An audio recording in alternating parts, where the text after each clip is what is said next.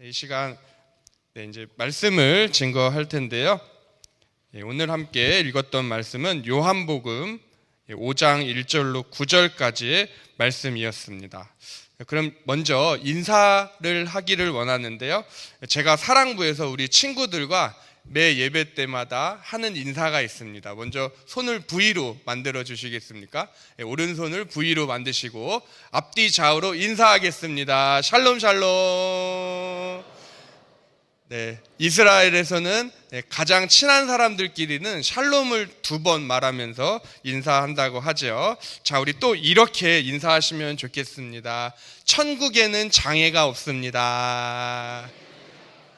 아멘. 네, 오늘 오후 예배에 참석하신 모든 성도님들, 우리는 주님 안에서 한 가족인 줄로 믿습니다. 이 땅에는 비록 고통과 고난이 있지만은 우리의 삶이 다하는 날 우리의 모든 질병과 아픔이 없는 온전한 모습으로 우리가 천국에서 부활하는 줄로 믿습니다.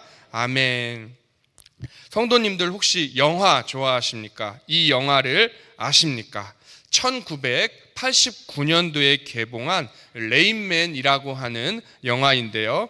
주인공은 연기파 배우인 더스틴 호프만과 탐 크루즈가 주연인 영화입니다. 어느 날 아버지가 죽었어요. 그런데 유언으로 엄청난 유산을 남깁니다. 이 동생 탐 크루즈는 당연히 그 아버지의 유산이 자신 것인 줄 알았어요. 그런데 은행에 갔는데 탐 크루즈 본인이 아니라 어떤 사람에게 아버지가 모든 유산을 물려주었다라는 것입니다. 그래서 그가 누구인가 찾아갔는데 바로 호프만이었습니다. 그런데 그 전까지 동생 탐 크루즈는 자신에게 형이 있다는 사실을 모르고 살아왔어요. 그러나 결국 자신의 이 친형이 있고, 그런데 이 친형이라는 사람은 정상이 아니었죠. 바로 발달 장애인, 자폐 장애를 가지고 있었습니다. 탐 크루즈는 처음에 아버지의 유산을 모두 빼앗을 작정으로 그 형을 찾아갔는데요. 나중에는 어렸을 때 사고로 형이 장애를 갖게 된 것을 알게 되면서 이 동생 탐 크루즈는 형에게 연민의 정을 느끼게 됩니다.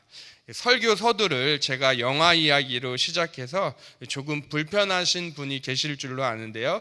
그런데 이유가 있습니다. 이 영화가 수많은 영화제에서 수상을 했기 때문에도 아니고요. 주인공들의 타고난 연기력 때문만도 아닙니다. 물론 형 역할을 했던 이 더스틴 호프만은 자폐 연기로 영화계에서 평론가들로부터 아주 극찬을 받기도 하였습니다. 제가 성도님들과 함께 살펴보기 원하는 것은 장애에 대한 이해인데요. 자폐 장애가 있는 사람들 중에는 약 10%가 특정한 부분에 아주 뛰어난 능력이나 기술을 보인다는 것입니다. 이것을 서번트 증후군 혹은 서번트 신드롬이라고 부르는데요. 소위 천재라고 말할 정도로 이 절대 음감을 가진 분도 있고요. 산수의 빠른 능력을 보이기도 합니다. 특정 영역에서 이 보통 사람보다 평균보다 뛰어난 능력을 가진 것을 말하는 용어가 바로 서번트 증후군입니다. 영화 속 호프만은 산수에 능하죠. 수학 계산 얼마나 빠른지요. 그래서 동생 탐 크루즈는 형을 카지노에 데리고 가서요, 큰 돈을 벌기도 합니다. 천문학적인 숫자들의 계산도 척척 해내요. 그런데 문제가 있죠. 돈의 가치는 몰라요. 냉장고가 얼마지 형? 10달러. 냉장고가? 그럼 TV는 10달러. 똑같이 다 10달러라고 해요. 그럼 컴퓨터는 얼마지? 물어보면 똑같이 10달러라고 대답합니다. 수학 계산에는 천재인데 물건의 가치는 모르는, 이것이 자폐 장애를 가지고 있는 사람의 특징이기도 합니다. 우리 수원아산교회 사랑부에도요, 특정한 영역에 뛰어난 능력을 갖춘 친구들이 있는데요. 우리 이 시간 한번 우리 영근 씨 있나요? 최영근? 영근 씨 손 들어볼까? 네, 우리 영근 씨는요, 곤충 박사입니다. 곤충에 대해서 물어보시기 바랍니다. 매 주일 예배 때마다 장수하늘소도 가져오고요. 또 오늘은 물방개, 살아있는 물방개. 우리 성도님들이 키우시면 아마 하루 이틀 못 가서 죽고 말 거예요. 먹이를 뭘 줘야 하는지 모르니까요. 그런데 그래서 제가 파브르, 우리 사랑부의 파브르, 곤충 박사님이라고 부르기도 합니다. 또 우리 덕현 씨 어디 있죠? 덕현 씨, 제갈 덕현. 네, 우리 덕현 씨는요 윷놀이를 너무 잘해요. 제가 지금까지 한 번도 이겨본 적이 없습니다. 그래서 우리 성도님들 가운데 혹시 내가 윷 좀 던진다 하시는 분은 우리 덕현 씨랑 대결해 보시기 바랍니다. 성도님들, 제가 한 가지 질문을 드리겠습니다. 그렇다면 장애는 완치가 될까요? 안 될까요? 어떻게 생각하십니까? 육신이 불편한 지체 장애가 있고요. 또 지적인 발달 장애가 있는데요. 장애의 완치가 있을까요? 없을까요? 물론 우리 살아계신 하나님께서 역사하시면 완치될 수 있습니다. 아멘이십니까? 그런데 우리의 꾸준한 관심과 지속적인 지원이 이루어지면 또 좋은 결과를, 호전되는 모습들을 볼 수 있습니다. 가령 혼자 화장실을 못 가던 우리 장애 친구가 호전이 되면 부모님의 도움이나 또 보호사, 가정방문 도우미의 필요가 없어도 혼자 볼일을 보러 화장실에 갈 수 있게 됩니다. 그러나 그렇게 되는 것이 결코 쉽지만은 않은 일인데요. 가능성이 매우 적습니다. 그래서 이 국가의 복지 정책이 중요합니다. 지원이 중요합니다. 우리 성도님들 혹시 이번 4월 10일 모두 투표하셨죠? 저는 사실 누가 당선이 되었든 크게 상관하지는 않습니다. 단지 이 바람은 있는데요. 장애인들을 위한 국가 복지 혜택이 좀 더 개선되었으면 좋겠다. 좀 더 나은 일터를 우리 친구들이 다닐 수 있으면 좋겠고, 좀 더 나은 세상에서 우리 사랑부 친구들이 살면 좋겠다는 생각을 합니다. 이제 오늘 말씀을 함께 살펴보기 원하는데요. 본문은 성도님들께서 잘 아시는 베데스다 연못의 병자가 치유받는 장면입니다. 이 기적은 예수님의 갈릴리 사역 중 제 3번째 표적 기사로 불리워지고 있는데요. 가장 먼저 행하신 첫 번째 이적은 가나 혼인잔치에서 물을 포도주로 바꾸신 사건이죠.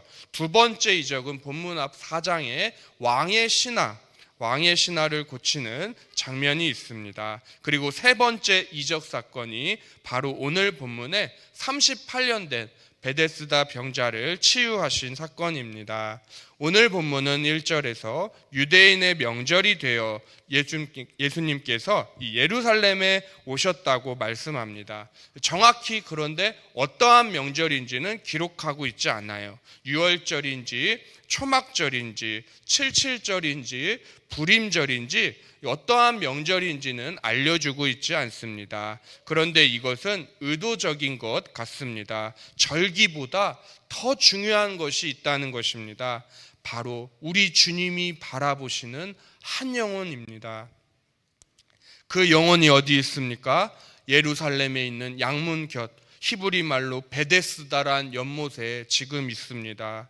주님께서 어느 절기에 예루살렘에 오셨는지 밝히고 있지는 않지만 주님의 마음이 있는 그 한 영혼에 대해서는 아주 상세하게 성경은 기록해 놓고 있다는 사실입니다.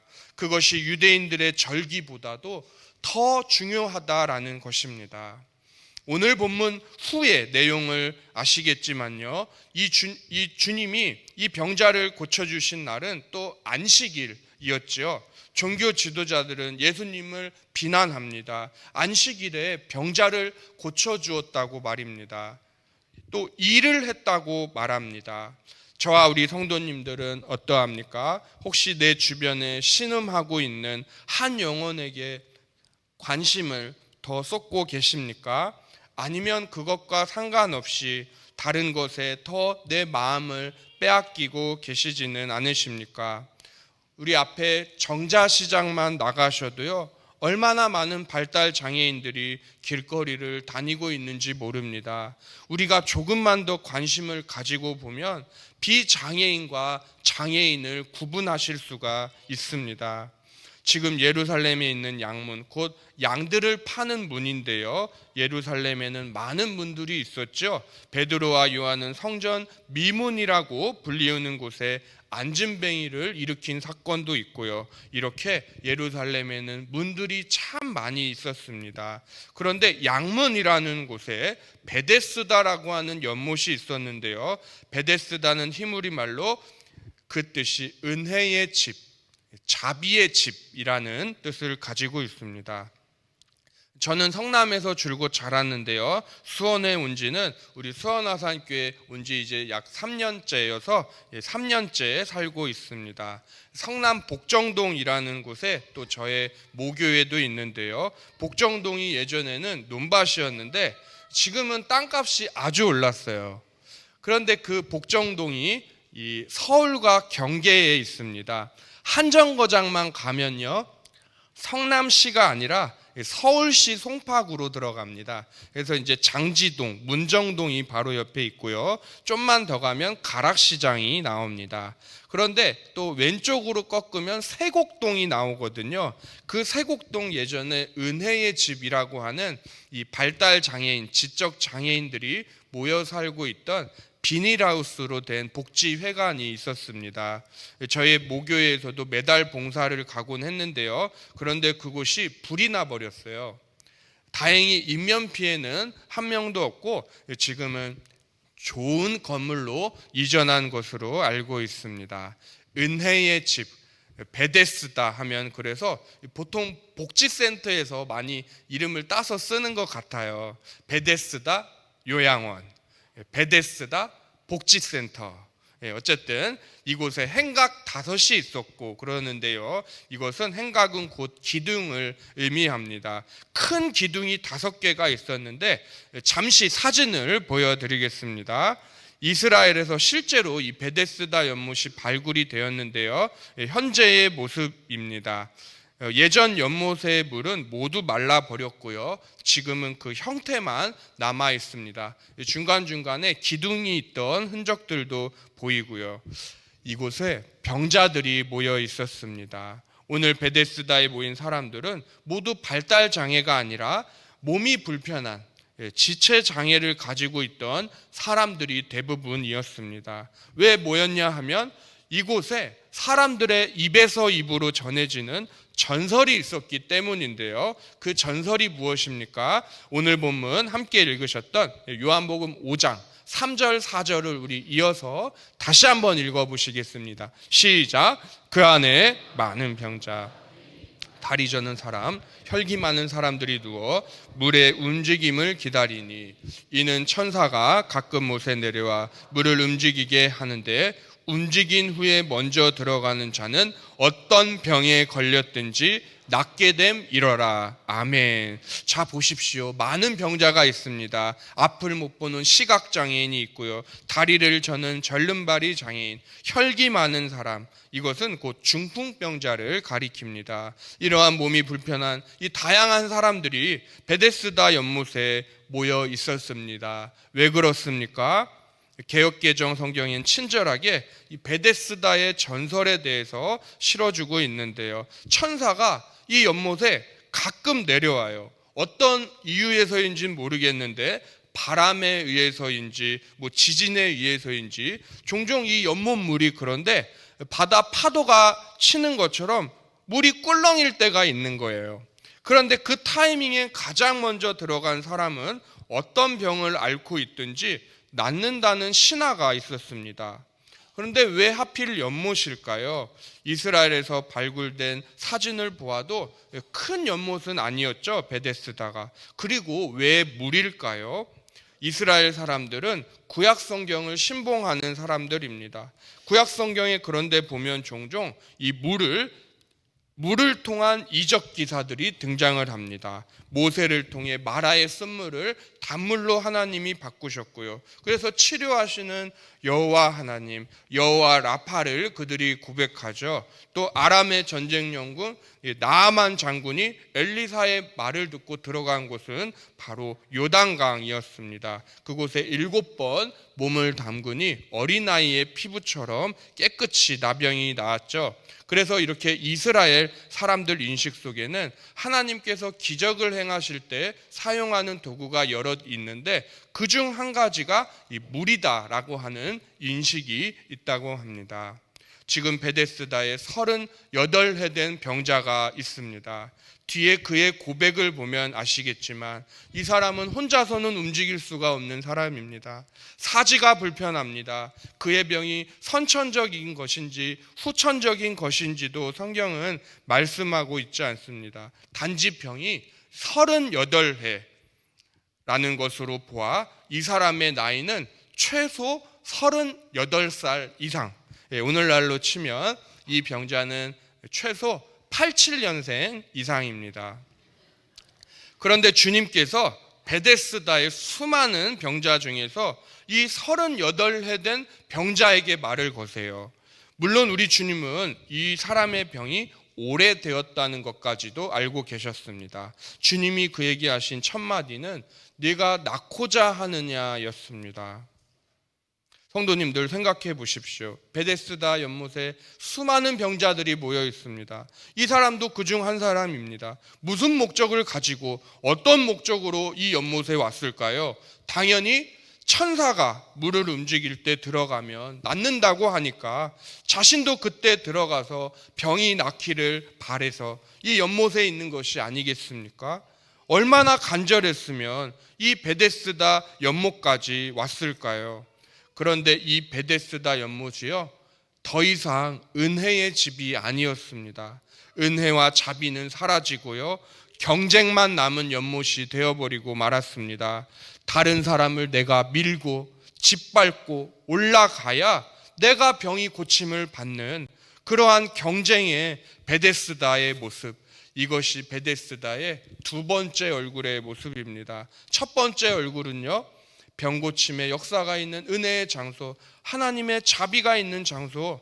그렇지만은 이제는 첫 번째 얼굴의 모습은 사라지고 두 번째 모습, 경쟁의 베데스다만 남게 되었다는 사실입니다. 그런데요, 오늘날 교회 안에도요, 베데스다의 두 얼굴의 모습이 있다는 사실입니다. 예배를 통해 은혜를 우리가 받았습니다. 그런데 서로 시기하고 질투하고 경쟁하는 베데스다의 또 다른 모습이 오늘날 교회 안에도 있다라는 것입니다.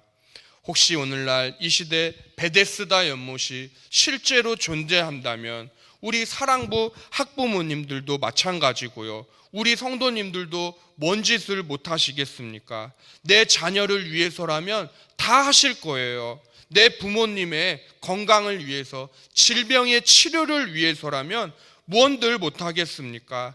다른 사람을 밀치고 짓밟고 올라가서 우리 부모님의 질병을, 내 자녀의 병을 낫게 하려 하지 않으시겠습니까?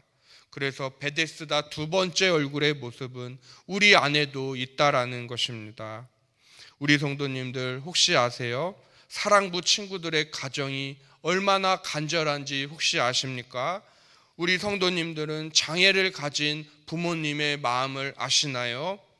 오늘 우리 주님은 병자에게 네가 낫고자 하느냐 물으십니다. 하지만 이것은요, 아주 중요한 질문입니다. 왜냐하면 주님께서는 이 사람에게 병이 낫고자 하는 믿음이 있는지 없는지를 보시기 위함이었습니다. 어쩌면 그가 베데스다 연못에 누워있던 동안에 수십 수백 번의 물이 움직였는지도 모르겠습니다. 그러나 그때마다 그 사람은 혼자서는 들어갈 수 없어서 타이밍을 놓쳐버리고 말았어요. 그래서 어쩌면 병이 나을 것이라는 이 희망이 사라져버렸을 수도 있습니다. 주님은 그래서 그에게 네가 낫고자 하느냐 묻고 계십니다. 그런데 이 사람의 대답이 네, 제가 낫기를 바랍니다, 주님. 제가 낫고 싶습니다. 이렇게 대답한 것이 아니라 다른 사람들의 핑계를 댑니다. 오늘 본문 7절, 우리 7절을 다시 한번 같이 읽어봅니다. 시작. 병자가 대답하되 주여 물이 움직일 때에 나를 못에 넣어주는 사람이 없어 내가 가는 동안에 다른 사람이 먼저 내려가나이다. 아멘. 주님은 네가 낫고자 하느냐 물으셨는데 이 사람은 나를 못에 넣어주는 사람이 없다고 대답합니다. 다른 사람 핑계를 댑니다. 자신이 아직까지 낫지 못하고 있는 이유가 내가 믿음이 없어서가 아니라 다른 사람 탓이라는 것입니다. 그런데요, 이 모습이 우리에게도 있습니다. 우리들도 일이 잘 풀리고요, 내 뜻대로 진행이 되면 으쓱합니다. 어깨가 올라갑니다. 스스로를 대견스러워합니다. 그래서 사실 우리 모두는 자기 사랑, 자기 만족, 나르시시즘이 어느 정도는 있는 사람들이에요. 그런데 일이 내 생각대로 안 풀리고요, 내 생각대로 진행이 안 되면 다른 사람에게서 핑곗거리를 찾습니다. 부부관계에서도 이는 마찬가지예요. 다 여보 때문이야. 뭐라고요? 다 당신 때문이야. 이렇게 가정에서도, 출근하시는 일터에서도, 심지어 교회 안에서도 우리는 서로 탓을 합니다. 다 목사님 때문이에요. 다 전도사님 때문이에요. 다 장로님 때문이에요. 다 권사님 때문이에요. 다 집사님 때문이에요. 우리는 본문에 등장하는 베데스다 연못의 병자를 때로는 비난하기도 합니다. 왜 다른 사람 탓을 하냐고 말입니다. 그런데 그 모습이 곧 우리의 모습이라는 사실입니다. 방금 읽으셨던 본문 7절에 이 병자가 자신을 가리키는 표현이 2번이나 등장했는데요. 나를 못에 넣어주는 사람이 없어요. 내가 있는 동안에 다른 사람이 먼저 내려가요. 나를 내가 성경에는 없는 제5복음서 내가 복음을 쓰고 있습니다. 은혜가 사라져버린 베데스다, 이곳에 나타나신 주님은 그러나 그에게 은혜를 베푸십니다. 오늘 본문 8절과 9절을 우리 다시 한번 이어서 읽어봅니다. 시작. 예수께서 일어나 걸어가라 하시니 그 사람이 곧 나와서 자리를 들고 걸어가니라. 이날은 안식일이니. 아멘. 사실 이 사건은 안식일에 일어난 사건이죠. 이날은 안식일이니. 종교 지도자들은 이 사건으로 예수님을 비난합니다. 안식일에 병자를 고쳤다고 말이에요. 그뿐만이 아니라 이 병이 치유된 병자에게도 그들은 나무라는 모습을 보여줍니다. 왜냐하면 이 병자가 누워있던 요를 들고 일어났는데 그것이 일이라는 것입니다. 그가 누워있던 이 요를 들고 일어났는데 그게 일이라는 거예요. 38년 동안 제대로 일어나서 걸어본 적도 없는 이 불쌍한 병자를 주님은 말씀 한마디로 고쳐주셨습니다. 그렇다면 당연히 하나님께 영광을 올려드려야 되는 것 아니겠습니까? 그런데 바리새인 및 종교 지도자들은 자리를 들고 일어난 병자에게 면박을 주었다는 것입니다. 그들의 구전 전승인 미시나에는 안식일에 물건을 들고 걸어가는 행위, 그것도 일로 간주하고 있습니다. 베데스다 병자는 38년간 누워있던 이 땀에 찌든 자신의 마약 매트리스를 들고 집으로 갔습니다. 얼마나 기뻤을까요? 그런데 완악한 종교 지도자들은 은혜로 충만한 사람에게 찬물을 확 끼얹었다라는 것입니다. 그래서 우리는 물론 서로 사랑하는 것도 중요하지만 서로가 서로에게 말조심을 해야 하겠습니다. 나의 말 한마디로 혹여 다른 지체가, 다른 성도님이 받으신 은혜를 내가 떨어뜨릴 수도 있기 때문입니다. 이제 말씀을 맺고자 합니다. 성도님들, 오늘 우리는 은혜의 집, 자비의 집이라 불리었던 베데스다의 경쟁만 남아있는 모습을 살펴보았습니다. 오늘날 교회도 혹시 은혜가 아니라 경쟁만 남아있지는 않은지 돌아봅니다. 이제 다음 주일 우리 교회 임직 선거가 있습니다. 가장 먼저 물에 들어가려고 다투는 피 튀기는 이 경쟁의 베데스다가 아니라 주님의 은혜가 가득한 베데스다, 우리 수원아산교회가 되기를 소망합니다. 또한 기도하시며 겸허하게 결과에는 순종하는 그러한 아름다운 모습의 임직 투표가 되기를 소망합니다. 또 우리 수원아산교회는요, 사랑부가 있습니다. 사랑부, 우리 장애인 부서가 있다는 사실을 기억해 주시고 우리 친구들의 각 가정을 위해 생각나실 때마다 기도로 동역해 주시기 바랍니다.